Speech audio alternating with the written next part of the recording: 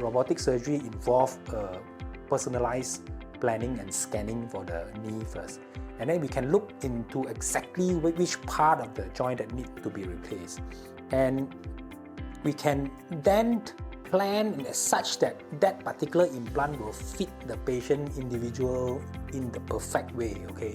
So now at the same angle when I bend my leg to walk, there's no such pain anymore. Overall experience when doing with the procedure in 𝗁𝗵𝗲 Medical Center and then the post-surgery aftercare with the nurses and all that, I think everything has been very well, and I do note that 𝗁𝗵𝗲 Medical Center, the staff level and all that, they are all very efficient.